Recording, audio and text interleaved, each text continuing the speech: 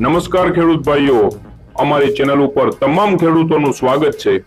અમારી ચેનલ ઉપર દરરોજ તમને તમારા વિસ્તારની માર્કેટ યાર્ડના એરંડાના ભાવ જાણવા મળી જશે। તો વધુ સમય ન બગાડતા ચાલો જાણી લઈએ તમામ માર્કેટ યાર્ડના એરંડાના ભાવ।